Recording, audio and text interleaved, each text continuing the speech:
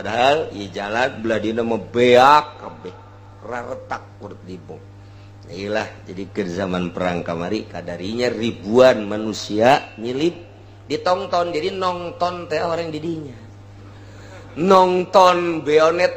teh tah naon kana bom teh masyarakat teh didinya lantaran nyana geus ngarasa aman dia semua lain mah di dieu mah tadi tarongton teh tah urang lamun sakapeung waktu deuleu di TV nongton teh tah didinya nongton siang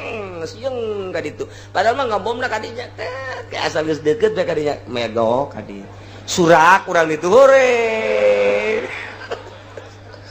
teu bareres urang Irak dasar Abu Nawas kabeh seserian nonton bom teh didinya orang lantaran aman jasa. Masya Allah telah numentok kuaria jubel bae nu ziarah teh sakumaha naon bae terus teu eureun-eureun sadunya ti mana-mana daratang ka dinya tak begitu datang orang Indonesia aneheun isi jelema tah lain ceknya leutik amat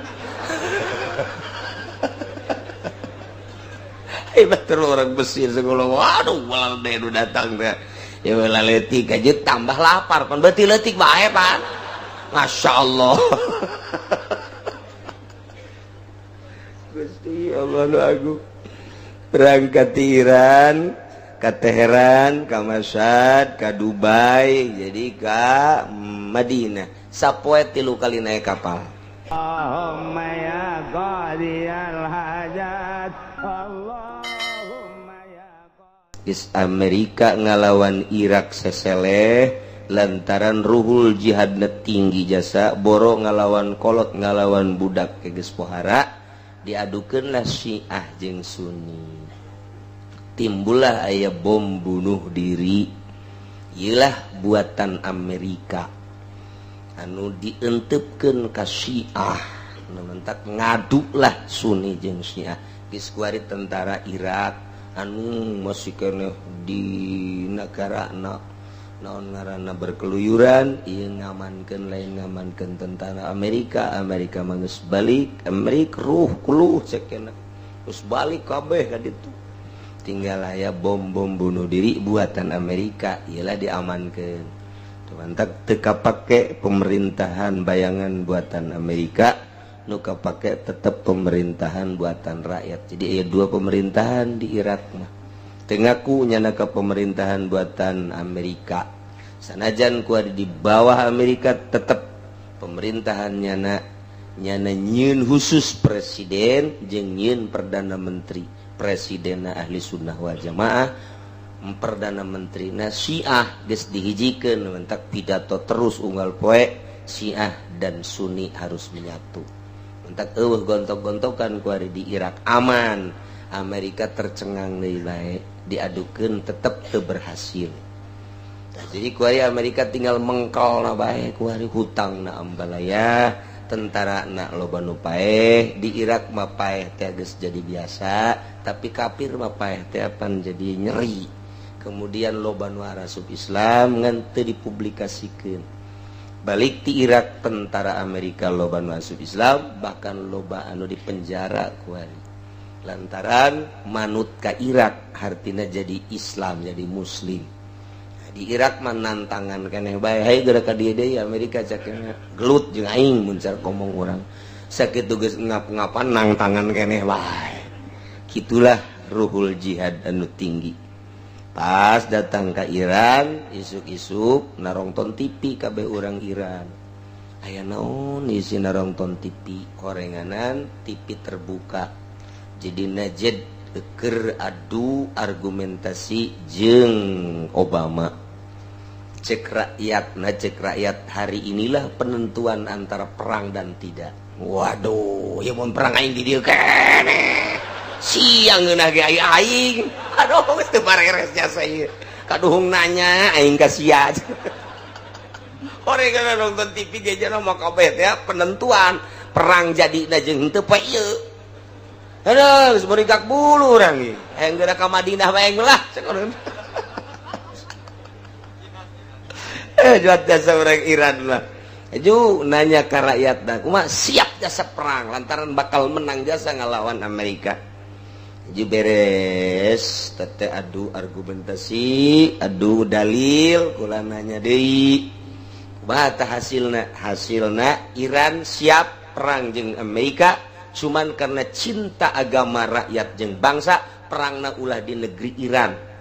perangna siap kami ke Amerika kami rusak Amerika atau di lapangan mana adu kekuatanana gitulah najed tanda tanganna ulah di Iran pokoknya siap perang datang ke paeh rakyat Iran asal ulah di negeri Iran kami siap ke Amerika tentara Iran kabeh ke Amerika dek paeh dek hirup kami siap saumur hirup dek ngalawan kafir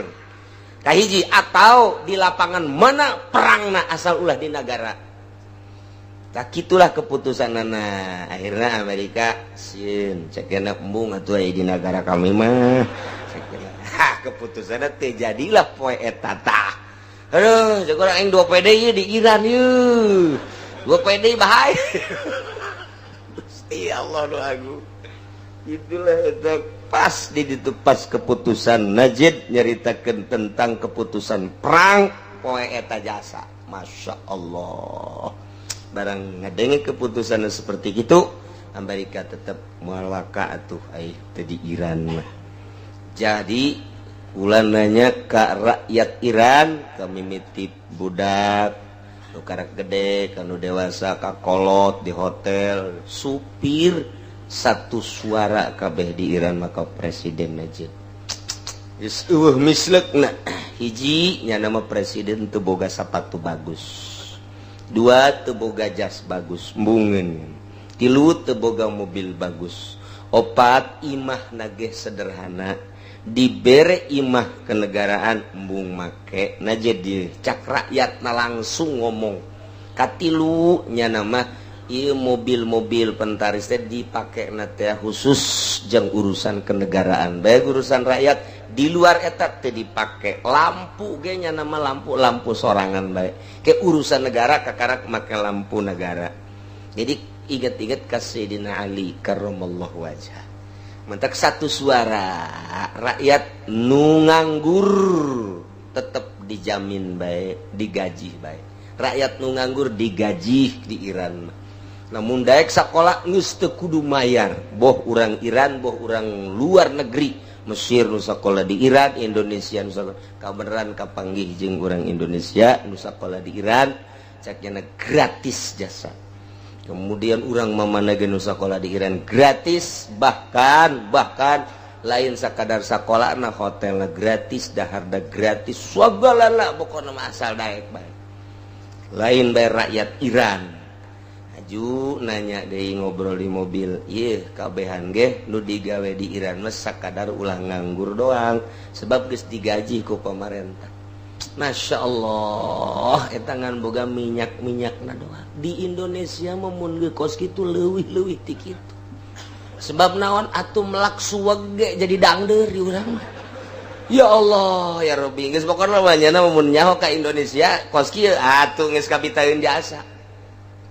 di Indonesia geus pohara kakayaan Indonesia teh geus kabeh dunia nyahoeun tersubur sadunia adalah Indonesia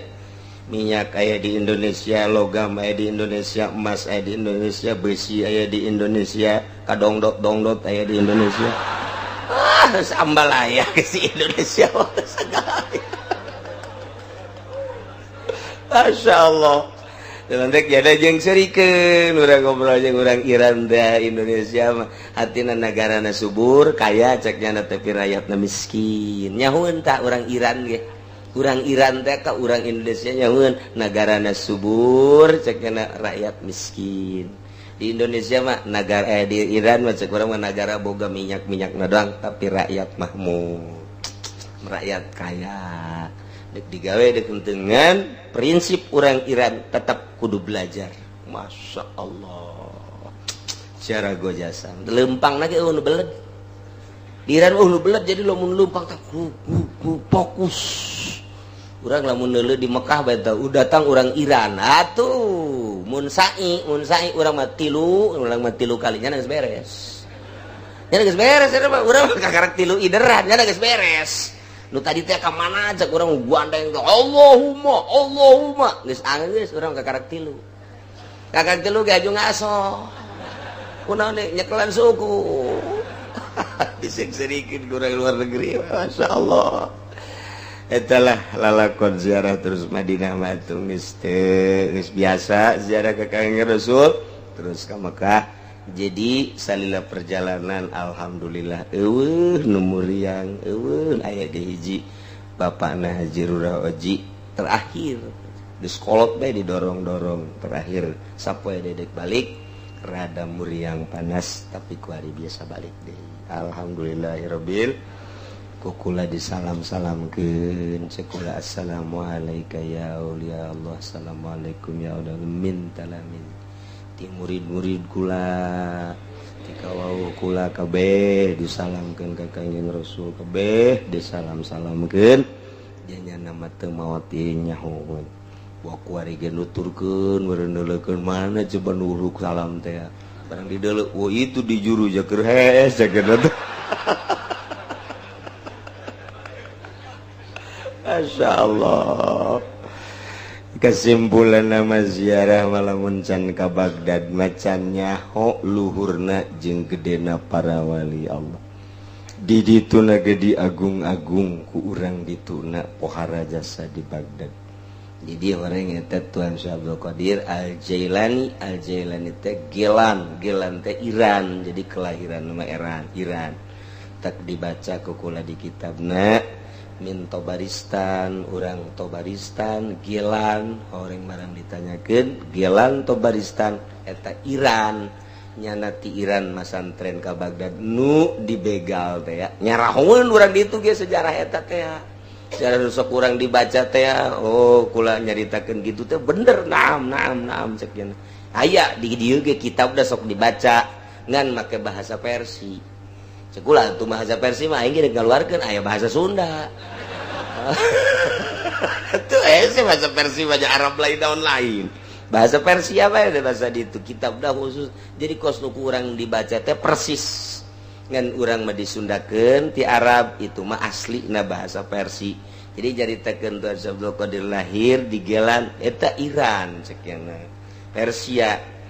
Tobaristan jadi jajahanana baheula teh pan diserang ku Soviet eta jadi dibelah-belah Afgan Tobaristan terus Afghanistan eta baheula mah Irak jeung Iran ngahiji kemudian dibelah eta teh kuari ge masih Gelan teh masih kene Iran kene ti kota mun hayang ka negeri Gelan ka kampung kelahiran Tuan Syekh Abdul Qadir 90 kilo jauh tadi namun bangsa 20-30 kilo endek lantaran 90 kilo tak kagelan teh teu kudu ieu nama pesantren tah eta tigelan ka Baghdad lantaran saat eta kiai-kiai Abu Sa'id teh eta teh ayana di Baghdad Syekh Yahya ayana di Baghdad jadi guru-guru Tuan Syekh Abdul Qadir maher nu maher saat eta ayana di Baghdad geus nya nama pesantren lah ka Baghdad terus perjalanan nuku urang sok dibaca teh bener teh di ditu ge sok dibacakeun ngan hajut teu balik deui ka negrina lantaran muka pesantren majelis taklimna masyaallah saablag-ablag jadi dimakomkeunana diurut imahna kemudian pesantren majelis taklim ngan meureun baheula mah ribuan ku ari mangajina meureun ku incu-incuna saetikan jadi ongkos anu kumasih henteu ditincak ku jelema teh wah majelis taklimna pohara jasa pemerintah mah 20.000 30.000 ge asup ta majelis taklim gedena ngan geus teu katincak ku jelema ku ari tinggal urut-urutna bae artina ngan gara urut sejarah baheula belah dituna di deket majelis aya anakna dimakomkeun di dinya ngan kurang pati daratang ka ditu geus tinggal bangkos bangunan kolot bae ngan gedena eta majelis taklim pohara meureun baheulana ribuan ngajina Tuan Syekh Abdul Qadir Al-Jailani nailah tinggal pati laksana konon lain cerita naon gitu ngaranna sakadar carita horeng asli dongeng cak urang ditu Amerika ngabom makom Tuan Syekh Abdul Qadir terus-terusan bertubi-tubi tapi eta bom teh nyaliwah bae terus bae nyaliwah bae aya nu datang kadinya duka tengah ieu makom ieu majlis pandinya aya pelataran gede naga luar biasa pelataran henteu daek ditu sababarahan tak jadilah paranti kitu ngungsi. Jadi masyarakat Iran lamun pelobah dinya keur diboman ku Amerika kadarinya aman. Ilah karomahna datang ka kuari Tuan Syekh Abdul Qadir teh lain sambarangan. Eueuh tanda-tanda urut kabom teh mah pasantren Majelis Salim jeung makom Tuan Syekh Abdul Qadir. Padahal ieu jalan belah dina mah beak kabeh. Raretak urut dibom.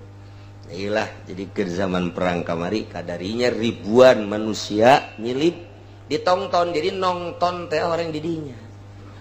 nonton beonet teh tah non karena bom teh masyarakat teh didinya lantaran nyana geus ngarasa aman dia semua lain mah di dieu mah tadi taronton teh tah urang mun sakapeung waktu deuleu di TV nonton teh tah didinya nonton siang ka ditu padahal mah ngabomna ka dinya teh kayak asal geus deukeut bae ka dinya medok ka dieu surak urang ditu hore Bareres urang Irak dasar Abu Nawas kabeh seserian nonton bom teh didinya orang lantaran aman jasa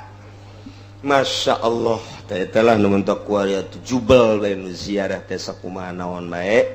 terus teu eureun-eureun sadunya tiba mana daratang kadinya tak begitu datang orang Indonesia aneheun isi jelema tah lain ceknya leutik amat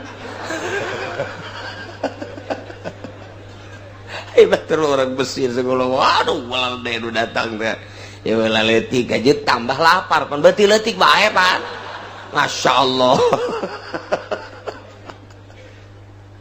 Gusti Allah nu agung berangkat di Iran ke Teheran ke Mashhad ke Dubai jadi ke Madinah sapoe 3 kali naik kapal capek naik kapal ti mimiti sieun datang ka teu sieun datang ka resep datang ke Olab naik kapal teh. Naik kapal deui. Teh berangkat teh sapoe 3 kali naik kapal teh ti Iran ka Teheran, terus ka Mashhad, terus ka Jeddah. 3 kali naik kapal. Masya Allah. Di Jeddah karak naik mobil ke Madinah, naik mobil tama. Jadi kesimpulan nama ziarah teh geus alhamdulillah berkat doa kabehan. Kurang kabehan ziarah sanajan rombongan kula hungkul nu ziarah tapi kabeh dizarahkeun ku kula dizarahkeun supaya diaku murid kabehan teu diwijil-wijil khusus nu ngaraji di majelis taklim di dieu umumna dulur-dulur urang kabehan ku kula dibejakeun ka Tuan Syekh mudah-mudahan dianggap murid tah gitulah lalakon ziarah barang datang di kapal kukula ditanya ka sababaraha jamaah ya urang geus datang ka Jakarta mun gratis ditaka Iran deui woi caknya ieu ge candahar gratis sembungeun bu aja peli ge ditanya ji dae kadu ka Iran ge heula caknya nu sanggupeun ditaka Iran deui sakira-kira aduh can kabayang hayang geurang ngadahar goreng sangu ya Allah ya Rabbi nya hokos kitu mah tah pamingpin aturan nu memere beja ka urang kumaha mere beja lantaran di ditu sangu geus di dieu nyieun kupat anu tetel teh naon gara-garana nu padat sekel tanyeun buras atawa nyeun kitu kupat sekel bejaan aturan mah sebab di ditu sangu datang ka ditu nya mau moal basi saeutik malah mau salah geus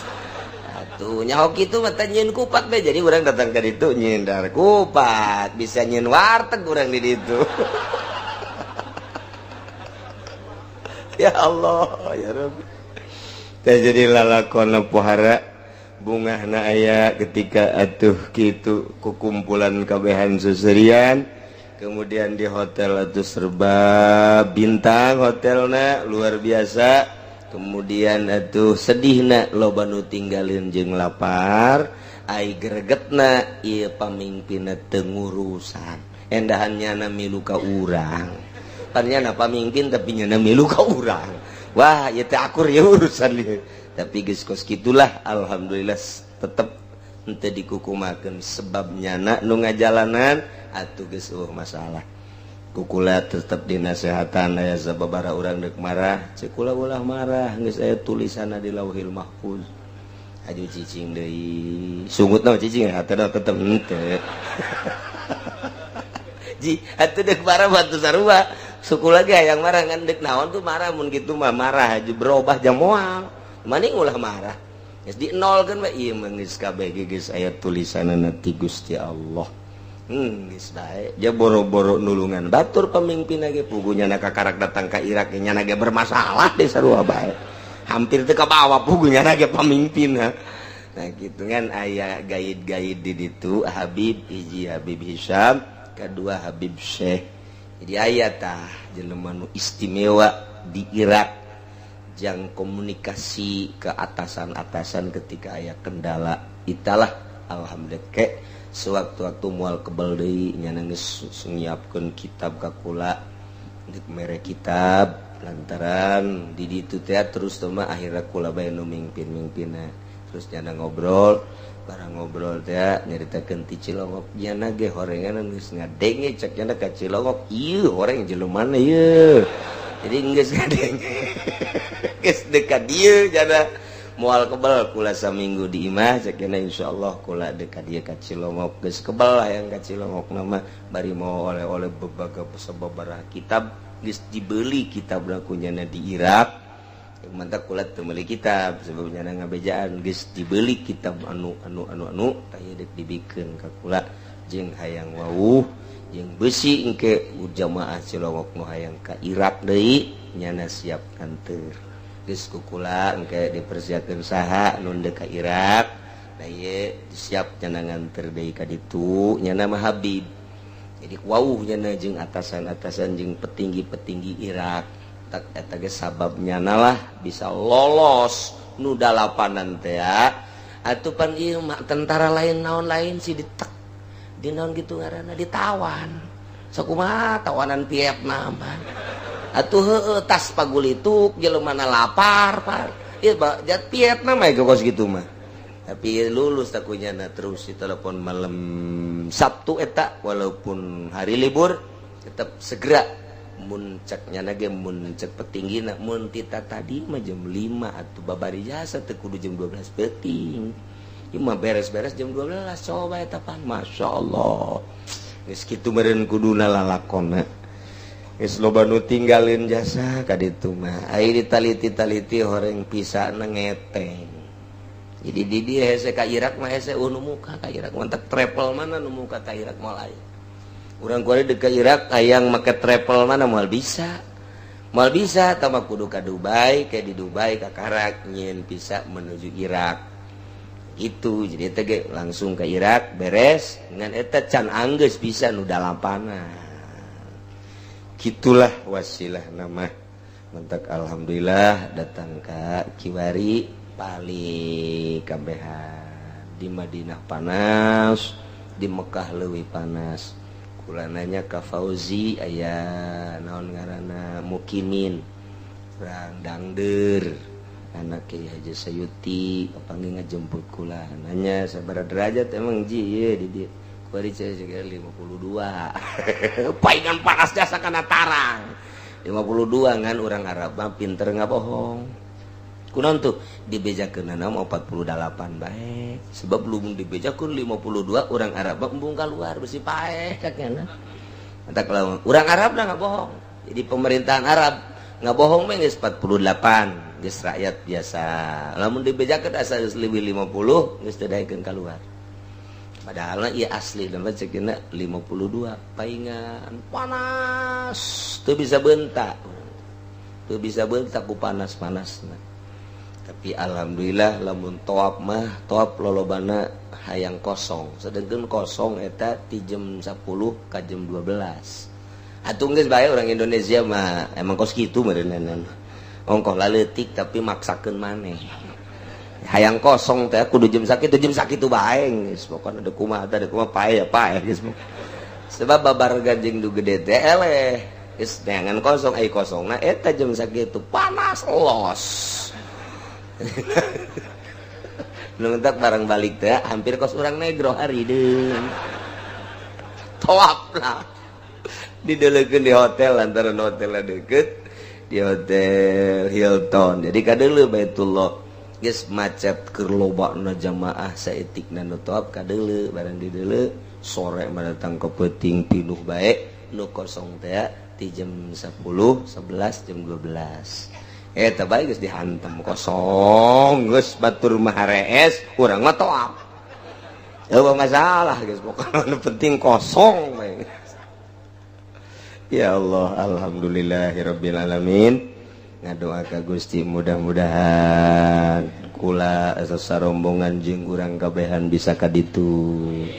bisa ziarah ka Baghdad ka Sultan Aulia oge ka para wali-wali Allah terutama ka Kangjeng Rasulullah oge ngalaksanakeun umroh di Mekah nu maksudna urang kabehan hayang menang ridho Allah Subhanahu wa taala nu mantak didongengkeun lantaran lamun daratang ka imah dongeng capek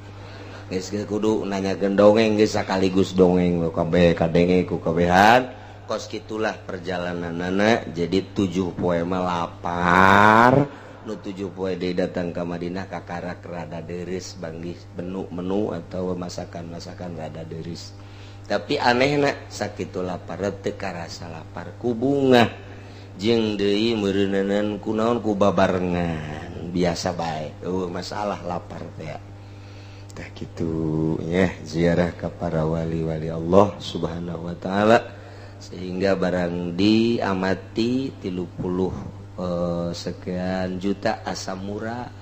lantaran naon bisa kapanggih jeung sultan aulia jeung kutubul aulia nuku urang sok dibaca unggal poe unggal kitu nu boga silsilah mah pasti unggal poe lah dibacana kemudian atuh dina haul sok kurang dibaca eta kabeh araya makom nuk dibacakeun dina haul eta sebagian besar adalah di Baghdad jeung di Iran. Kemudian ka mana deui tuh ditukangeun makom Imam Ghazali aya penjara bawah tanah eta lah anu di penjara teh Ali Ridho teh begitu di penjara di bawah tanah Raja Harun ar-Rasyid eta teh sorangan di jero tanah sapoe 2 poe 3 poe batang ka saminggu teh dibere dahar teh naon dek dibunuh kadenge ribuan jelema nu zikir di jero tanah rame ribuan jelema la ilaha illallah la ilaha raja kaget kobehan kaget coba tempok lobaan amat tempok sorangan keur zikir la ilaha illallah tapi kadenge ribuan puluhan ribu diangkat jana ka luhur sanggeus diangkat zaman diasupkeun di kejar zikir deui ribuan puluhan ribu tah kitulah Ali Ridho mentak ku Syiah diaku Syiah lantaran nyana cucu Sayyidina Ali anu ngamumule Sayyidina Ali padahal mah ngamumule ge lantaran guru mursyidna ka Sayyidina Ali teh boga anak Imam Zainul Abidin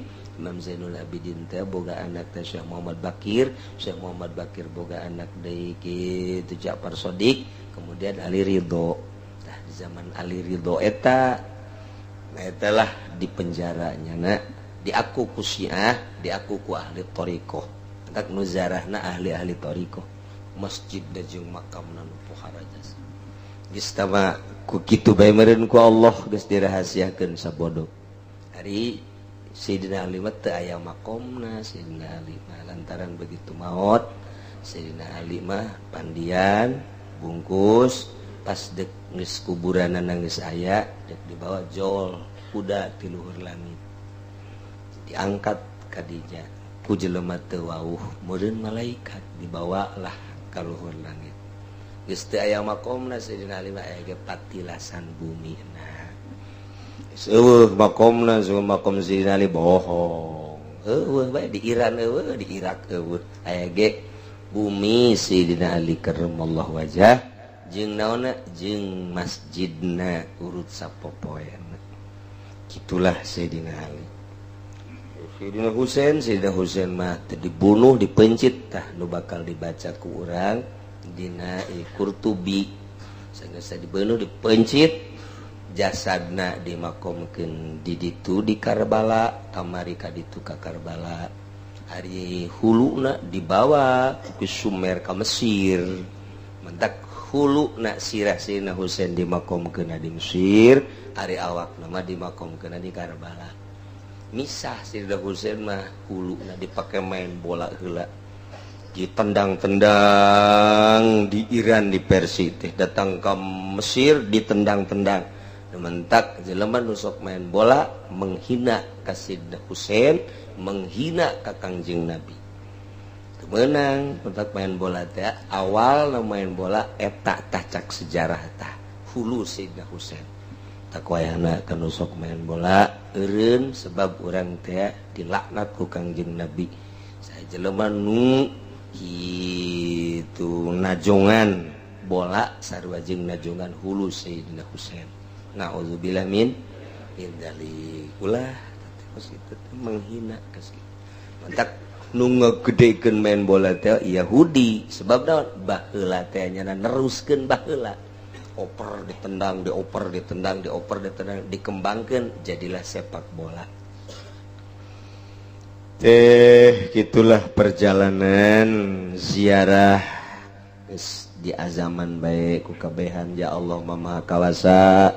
mudah-mudahan orang boga ongkos nu mudah-mudahan maka nasibkeun hese jasa hayang menang nasib teh kudu cinta heula ka para wali jeung terutama ka Sultan Aulia geus cinta katarak berangkat ge gerak engke timbul tina cinta bakal bergerak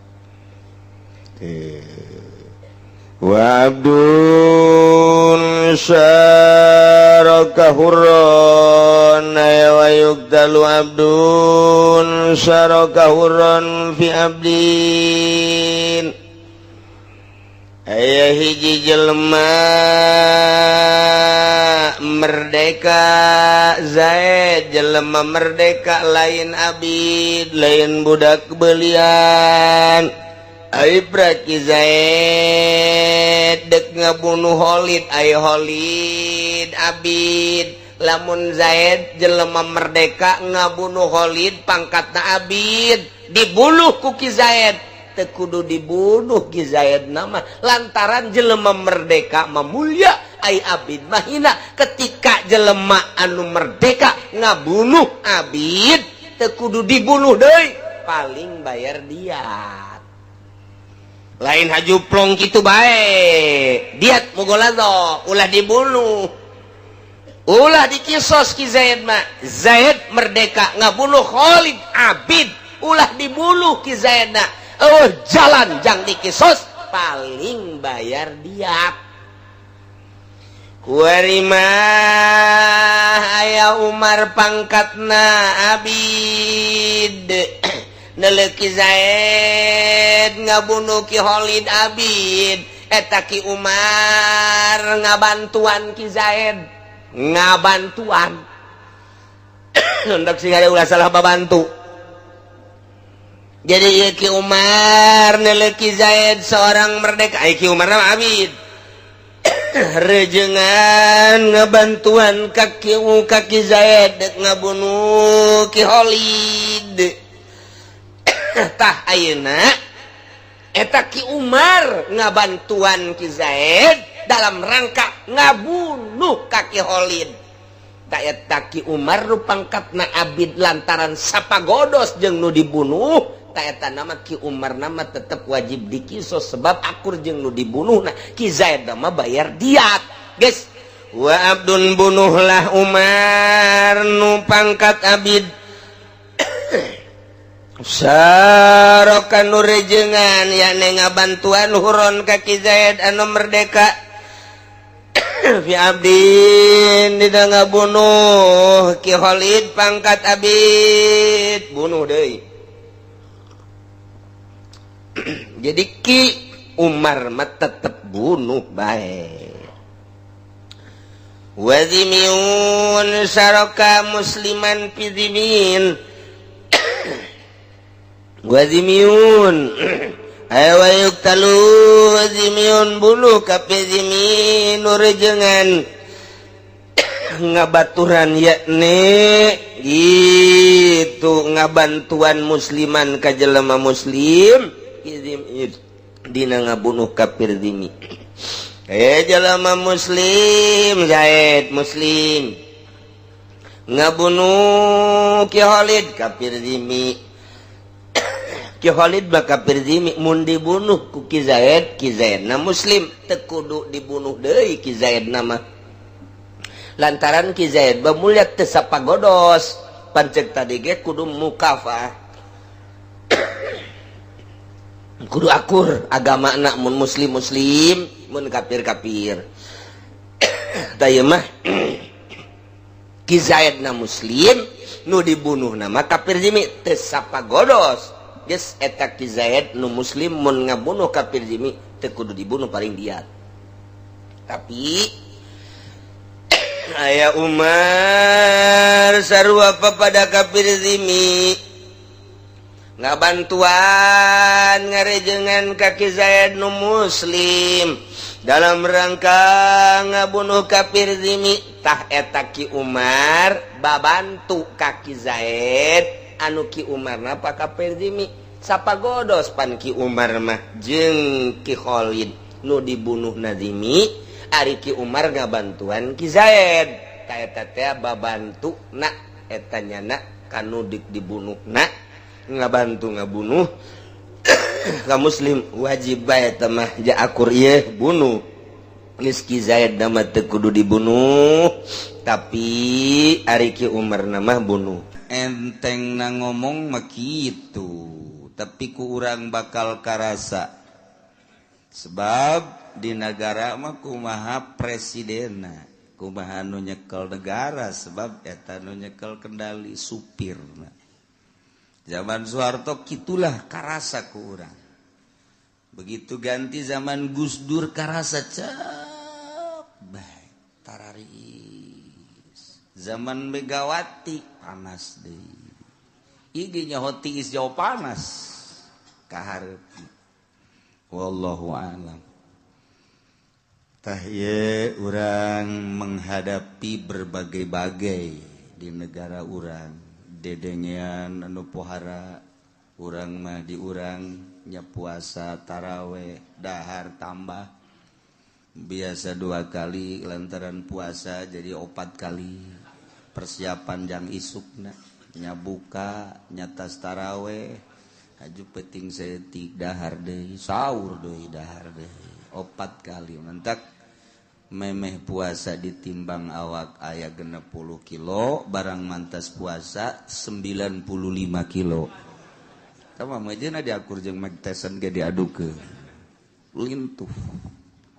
jadi kudu nama hasil puasa teh nguruan tadina 60 jadi 40 eta puasa bener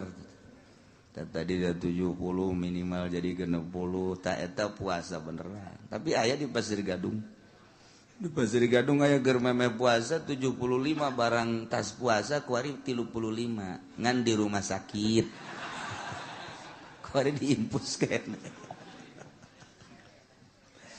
geus urang mah bersyukur mudah-mudahan puasa urang ditarima taraweh urang ditarima seluruh peribadahan urang ka sedekah-sedekahna ditarima ku Gusti Allah Subhanahu wa taala. Bu dedeh di negara batur mah geus Mesir, geus Syria, tambah di Palestina. Beri berita-berita anu datang ka urang mah ditayangkeunana hanya sepihak. lantaran nuboga sumber berita anak Yahudi. Oh, berita-berita anu arah asli datang ke orang berita Mesir teu asli, berita Syria teu asli, berita Palestina teu asli. Hese ayang nangan berita nu asli. Kumaha nu sabenerna kejadian di Palestina asli urang teu nyaho. Lantaran sumber beritana urang teu sepihak. Ti Yahudi nu boga kitu satelitna. Gara-gara di urang dijual satelitna. Mantak teu nyaho berita nu asli. Berita Mesir kos kitu teu puguh kumaha juntrunganana, Syria teu nyaho juntrunganana kitu keneh, Palestina teu nyaho juntrunganana. Lantaran di Indonesia eueuh nu ditunggu berita keaslianana. Di dieulah karasa eueuhna Gus Dur. Baheula masalah kejadian bae. Kurang di Arab-Arab iraha ya Gus Dur muncul. Asalnya ngomong bae cair. Nyaho aslina. Eueuh nyana urang bener-bener kehilangan saha nu ditunggu berita keaslianana kuari. Saha nu ditungguan kuari berita aslina eueuh. Urang nungguan NU milai NU na. Nungguan Muhammadiyah takabur. Nungguan ti parpol kos kaditu boro-boro nyana nyaritakeun keaslian berita luar negeri, ngatur posisinya nage aing di mana riweuh. Di saha ieu kuari ilmuwan mana nu ku urang didengekeun ceritana nu asli nu urang percaya. Ti organisasi mana, ti ilmuwan mana urang ngadengekeun di Indonesia eueuh. Mantak atuh geus bae pa bisa-bisa berita teh kuari mah. Panyaho-nyaho, panteu nyaho. Jadi ti urang jeung urang we ngobrol teh. Media geus disundatan. Berita teh 20% ge buah aya buah eueuh benerna. 80% kabur. Lipisi atuh kitu keneh. Jelema nu ngarobrolna teu bisa dipercaya. Haji urang ieu kasaha coba bersandar jang berita hese. Ieu berita teh kumaha nu sapuguna geus kuari mah neuleuh di televisi bae kabeh kejadian Mesir, kejadian Syria, kejadian Palestina. Sedengkeun eta berita teh nu bogana Yahudi. Eta geus urang mah dibobodo. Nu kajahoan ku urang mah atuh kematian Palestina diberondong dibom sekian ratus sekian ribu. Berita Yahudi na nu paeh sabaraha teu nyaho urang. Apa nu paeh hiji-hiji acan mah nya perang nu paeh. Perang mah kajen nguku bage meureun 10 hiji mah aya bae, tapi berita sugan Yahudi ngagoler eueuh. Kabeh berita lah Palestina bae nu malalodar nu pararae. Yahudi nu paeh hiji-hiji acan. Perang Irak nu parae teh urang Irak bae. Ai multi mana nu paeh. Hiji-hiji acan. Masa perang nu paeh di urang ge gelut memperjuangkeun limbah nu paeh aya. Eta sakitu limbah eta. Teu komo ieu badana geus sabilillah. Di Palestina asal paeh seuri. Anakna paeh di Medan Laga, bapana ngadoa, Masya Allah mudah-mudahan kula nyusul. Coba eta. Nu berita ka urang mana coba? Nu careureukna bae nu ditayangkeun teh. Padahal di Palestina begitu paeh nyana seuri. Lebih duluan mereka dia langsung ke sorga. Aing macan puguh coba eta. Nyana geus boga tekad paeh sorga. Masya Allah karim. Eta teh sieun datang ka kuari. Diberitakeun orok-orok para raeh geus moal aya deui bakal neruskeun Palestina di mana horeng. Pemuda jeung pemudi beak dibom ka dituna geus moal aya nu ngalanjutkeun deui. Bohong. Kabohonganna kumaha? Nu biasana tilok anakan ngadadak anakan. Nu biasa reuneuh hiji eta mah aya aturan 4 sakali ngalahir. Kakawasan Allah Subhanahu wa taala kumaha eta? Kuari mah 2, 4 anakan teh ngajuru. bahkan leuwih dahsyat deui di urang can kawin dianakan eta leuwih dahsyat di urang mah kharikul adat tah mah budak ngan nu di ditu mah sorga nu di dieu mah jahanam tah mah tuh eta kamonesan Indonesia leuwih tibatan di Palestina onam anakan aya bapaan di urang mah eueuh geus model da pokona Indonesia mah mantak Amerika resepkeun model amat cek ini tuh na'udzubillah min zalik wa min zalik nya kuari berita ISIS luar biasa datang ke Murigak bulu urang nah ieu mah sakadar bae ISIS eta adalah prajurit Osama bin Laden nu baheula memperjuangkeun Irak katangkep ku Amerika bawalah ke Amerika lantaran hebatnya sajelema ditembak teu daek paeh digodot teu paeh adu kekuatan diadukeun jeung Amerika 40 Amerika ngagoler kabeh hebat ya budak bawa ke Amerika cuci otakna terus setrum dicuci dieusi lah lantaran kehebatan ilmuwan Amerika digodok dicuci dalam jangka sabaraha tahun berubahlah manehanana berarti kuari dieusi bahwa di otakna teh kudu aya khalifah berarti kudu beat nah sahabat nu teu beat kanyana tembak bunuh lantaran geus pol jasa kos kituna dikencarkeun nyeun lah organisasi Amerika teh ngaranna ISIS eta teh bahasa Inggris di urang mah lain ISIS ice ege jadi hampir sarua tah nulis ISIS tah dikaluarkeun bareat jelema nu barodo mulailah datang ke mujahidin kita beat lantaran ieu teh endek yeun khalifah nyana loba ye endek yeun khalifah HTI endek yeun khalifah wallahu alam akur jeung teu nu jelas mah seperti gitulah tah maka mujahidin dititah beat teu daek nu teu daek dibunuh harita kana ceger tembak masyaallah Lumpatna ka Syria datang ke kiai titah beat lantaran ieu teh memperjuangkeun agama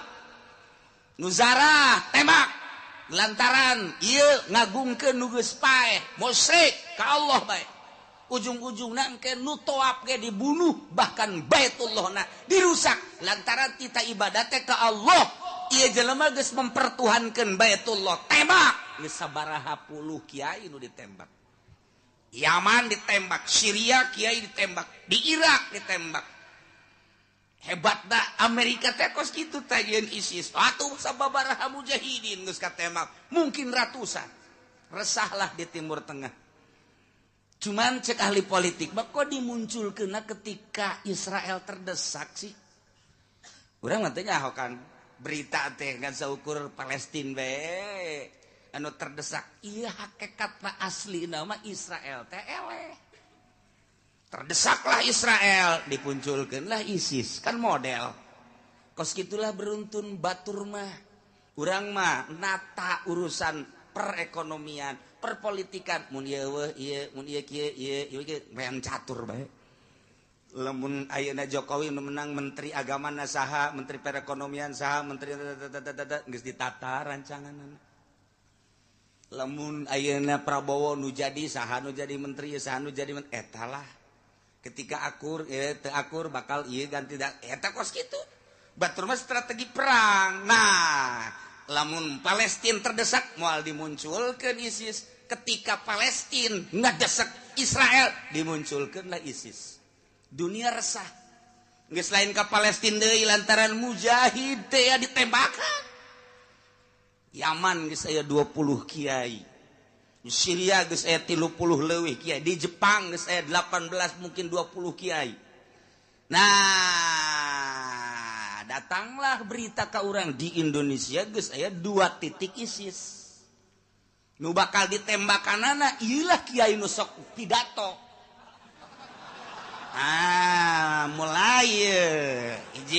Fudoli. Cek Fudoli mal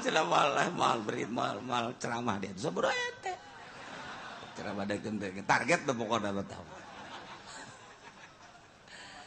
Iya geus resek we tah. Resah, kiai resah.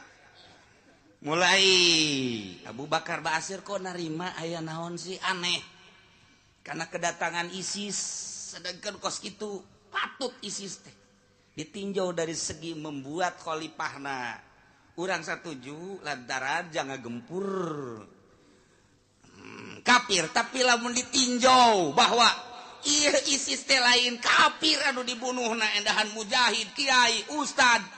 diberondong masyarakat tu tedek beat paehan mungkin geus ngarebu meureun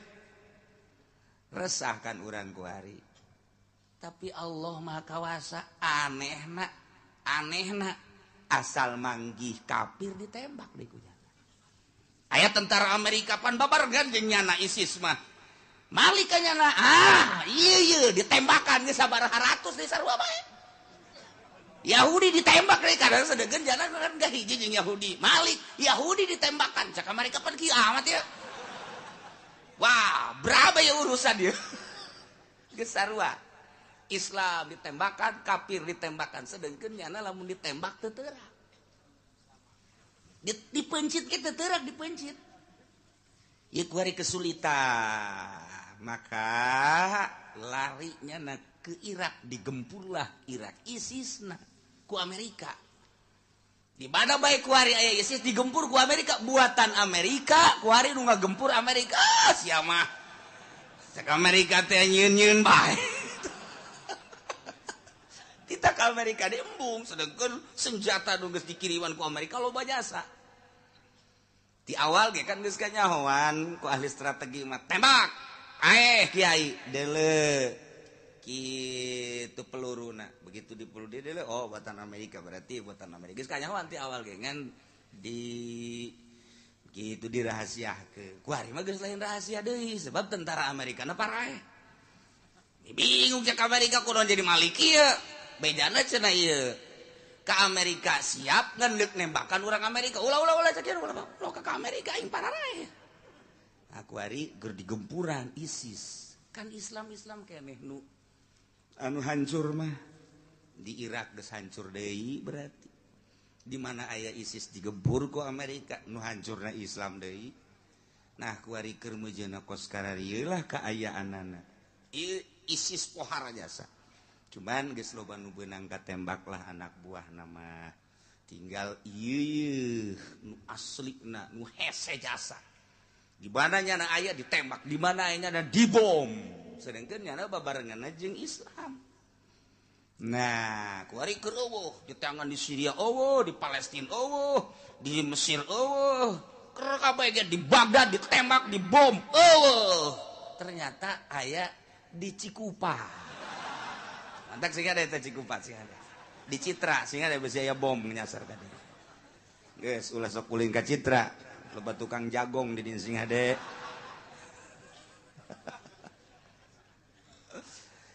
Keur carita karamean dunia seperti eta ieu secara global mah seperti kos kitu. Palestina teh terus-terusan kuari dek ngahajar Israel.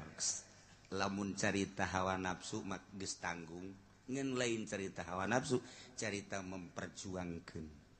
Kuari geus kadesek Israel teh aya. Ndu paehna ribuan sarua bae. Sadegeun nya mah pan saeutik. Jadi kuari aya sisa-sisa ada saeutik aju salah letres deui. Salah letres tentara Yahudi teh dikiriman ku Amerika 20.000 ti Amerika, datang ka ditu umpung perang. Tentara Amerika salah letres deui sarua. Maha Kawasa Allah. Saya orang menyeritakan Maha Kawasa Allah dikirim ti Amerika ke Israel datang ke itu embung perang. Ya kok mah coba ayo. Cak panglima Amerika terus dia dikirim ke itu tidak perang kurang embung. Panglima bae cenah turun ka dieu. Wari embungan perang. Nu mantak embung kunaon? Lantaran kadang-kadang aya prajurit datang secara gaib. Langsung nembakan kente ditembak kabeh saparo aya ngobrol jeung disingsieuna deuk kumaha teh stresna perang sia hayo sia neraka di hareupeun sia nyana kan bingung stres lah nu aya satu kedua boga senjata anu 2 kilometer leuwih bisa nembus ieu Palestina aneh 2 kilo geus tenang-tenang we kieu tentara Yahudi teh dihajar ti jauh cek golepak coba cek nu sejen ti pan ieu jauh amat ternyata diberitakeun bahwa sejarak 2 kilometer lah ieu penembakna ji enjana keur kikian-kikian goler deui cek babaturan atuh inggu mah hayu stres lumpat deui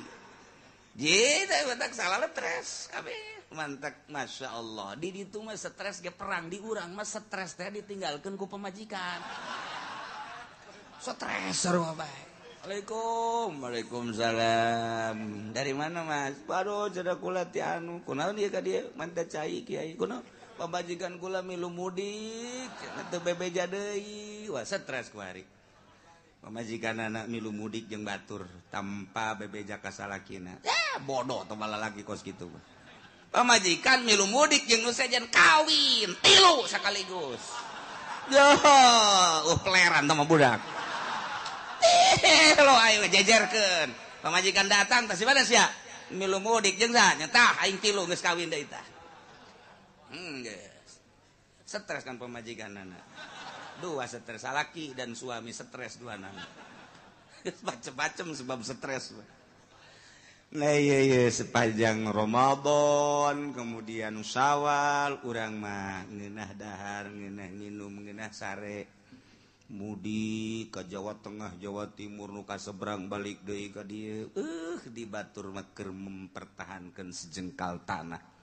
supaya ulah beunang ku Yahudi pararaeh anak incuna jol bae kamari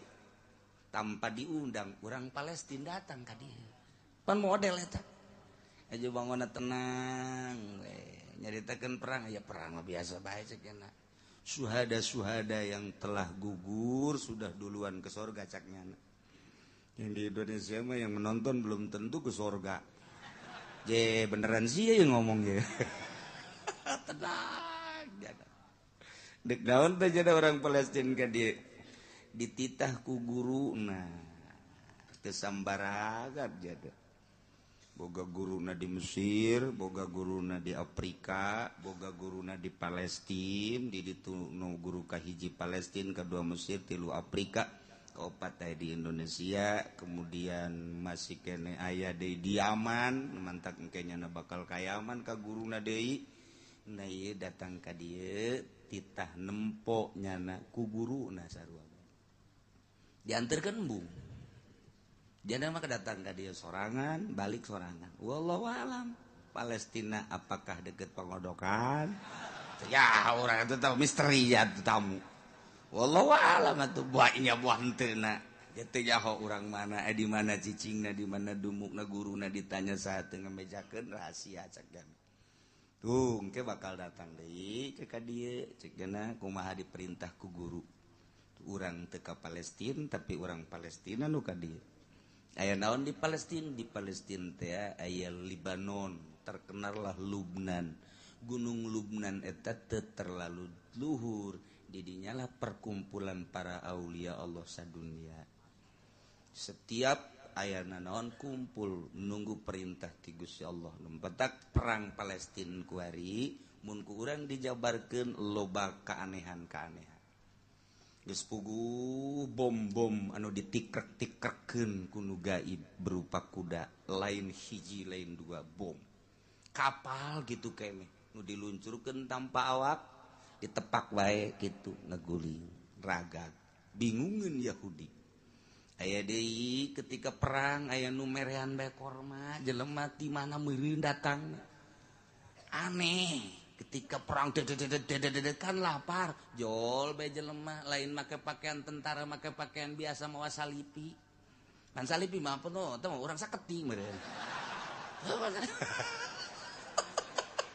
teu mawa salipi ya enggak bagi korma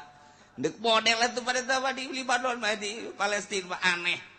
dibabagi kunyana eta prajurit jeung tentara bingung jelema ti mana eta mawa korma muncul teu make pakaian tentara sedangkan teu bisa asup orang asing maka dinya makanan ge sulit tapi nyana bisa ngababagi ke geus beres dibabagi caina sering saeutik di inuman kunyana ke eueuh deui deku baha coba ieu mawa bener-bener bawa salipi ya mah Cameron gitu tah ya Allah ya Rabbi masalah kajen kuku mage mun lain urang saketi kajen kuku mage urang kadu merak eta atau kadu hejo aneh kan anu di jero nu katutupan di terowongan eta teh kapan di barere kormana sapoe teh hiji jadi sabelah isuk-isuk sabelah deui jang sore di dalam bulan puasa jang buka setengah jang sahur setengah eta teh korma hiji geus dipersiapkeun sedengkeun cai makan eueuh cai mah teu dibere teu nginum makan hese kaanehanana ketika hendeuk nginum eta batu-batu kalaluar cai teu diberitakeun ya ka urang leg-leg ku sia TV berita kos kitu aya teu eueuh ayo ku sia leg-legan teh TV HP nu aya cangcut malulu pugu di HP mah oh berita itu keadaan Palestina emang kumaha gitu Masya Allah oh ketika aya nu ngahalangan eta teh mobil tank baja jadi jalan teu bisa keluar ketika tankna berubah keluarnya dianggap geus pararae lantaran sabulaneun sedengkeun ieu geus 40 poe begitu kalaluar kaget asli apa ririwa nah begitu ditanya asli kok bisa kuat seperti eta lah jadi di jero guha teh aya nu merean korma aya nu merean cai keanehan Palestina emang kumaha montok buki dahsyat bae ngalawan ka Israel teh lantaran naon orenganan teu kudu aya nu mere teu kudu usaha ketika Allah kitu deuk mere melalui batu melalui orang asing dan lain sebagainya per detik ieu masih kos kitu cara ricing ke lapar jol bae jelema lain orang Palestina orang luar mantak cena banget nama orang Indonesia beneran aing masih seru sih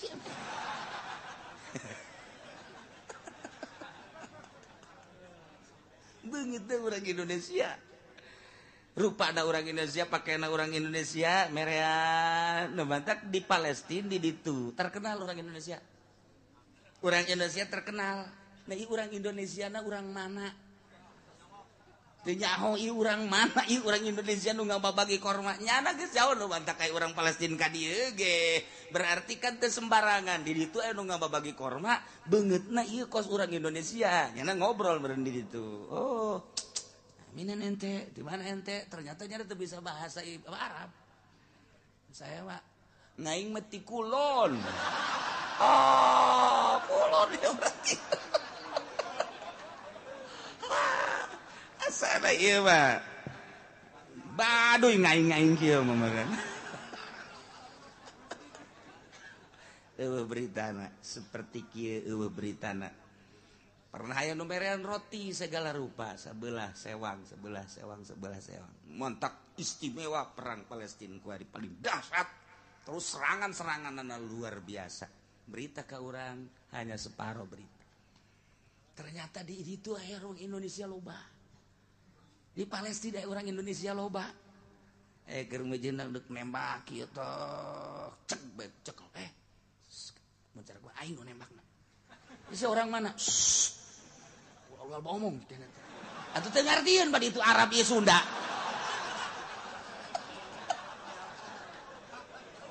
iya tuh diantep gitu ayo guys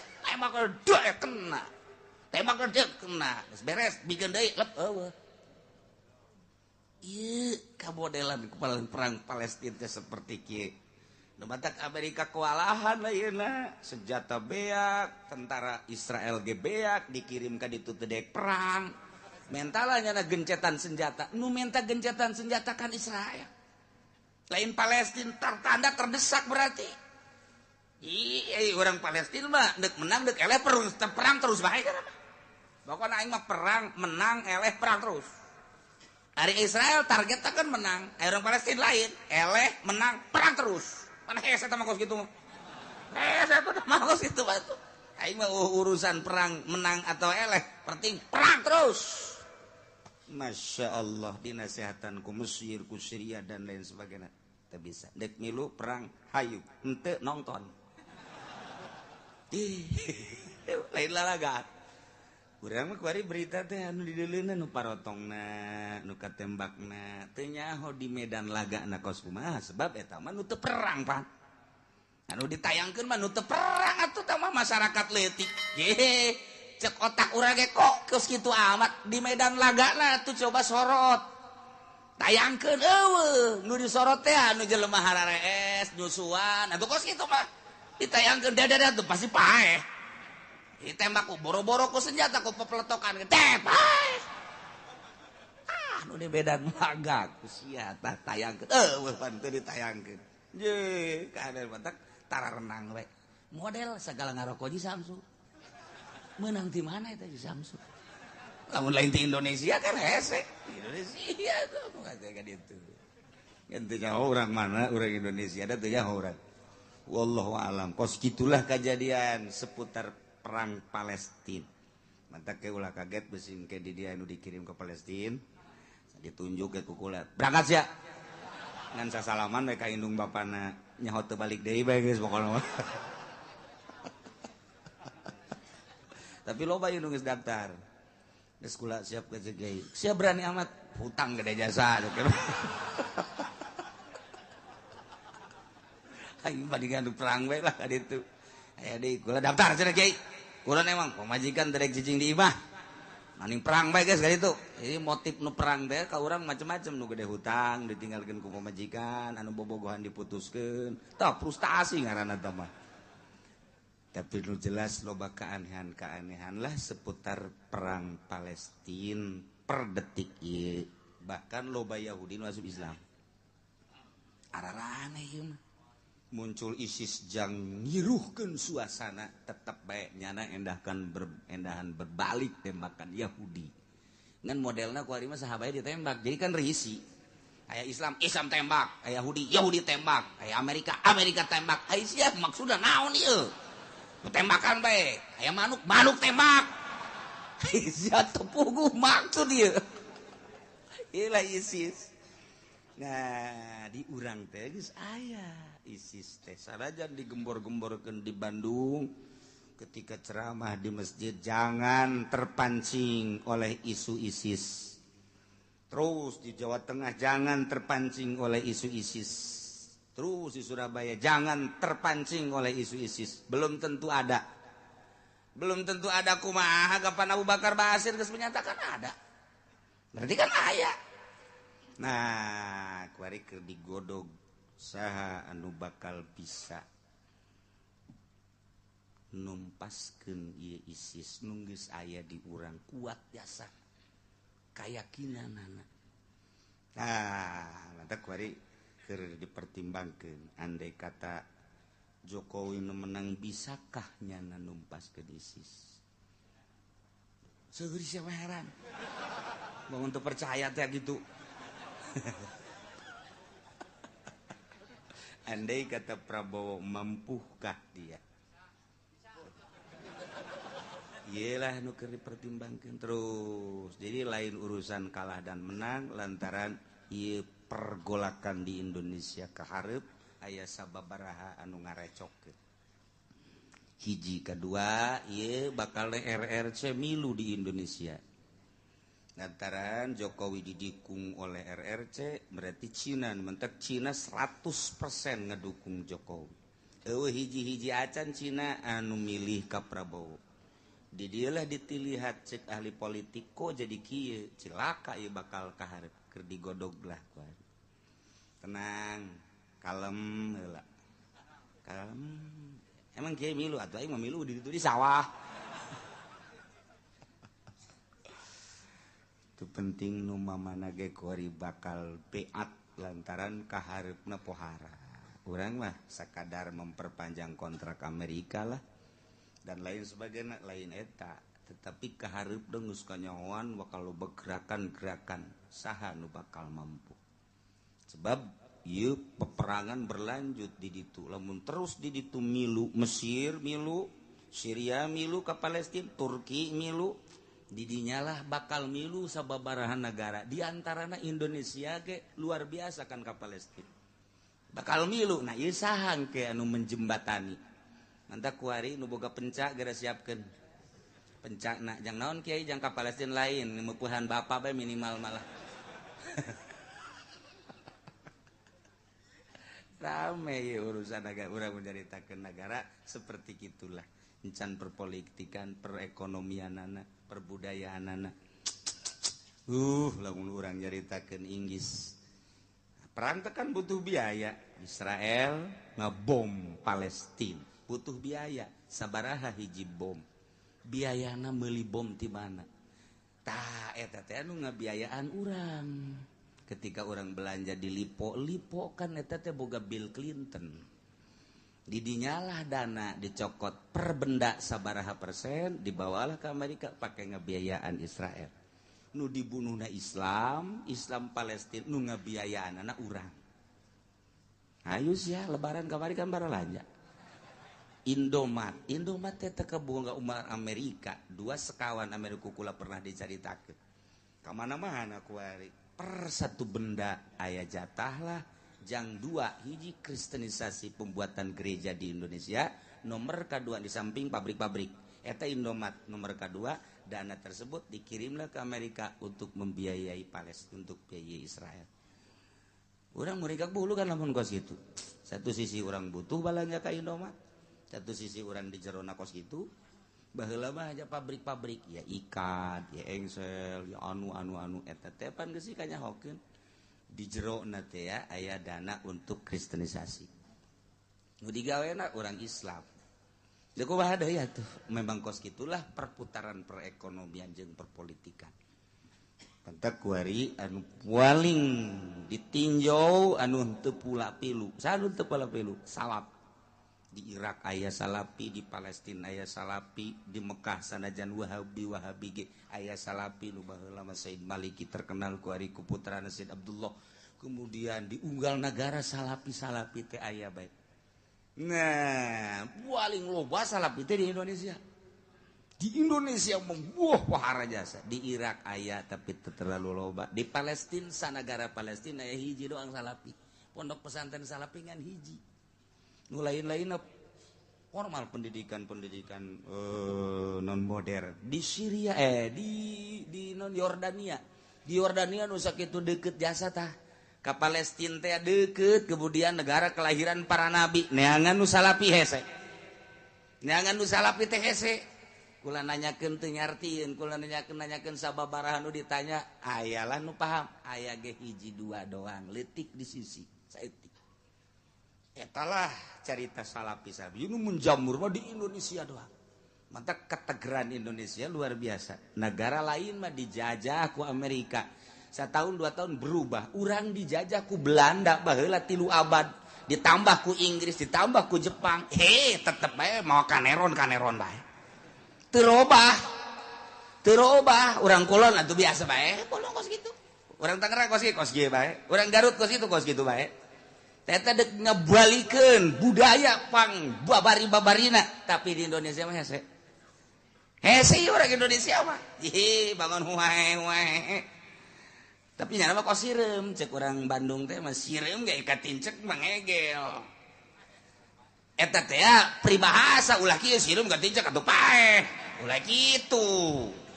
bahasa teman-teman lain pribahasa tuh sireum katincek-tincek lain mah ngegel eta teh bahasa priangan mandak orang Indonesia mah sanajan huae ye we gelut batu hayu bae dek eleh dek menang boro-boro agama di Indonesia mah awewe be digelutan perebut awewe segala penteu etis eta kos kitu di bamana mah eueuh di Indonesia doang mending mun diperebutkeun geulis henteu deui nya nyungir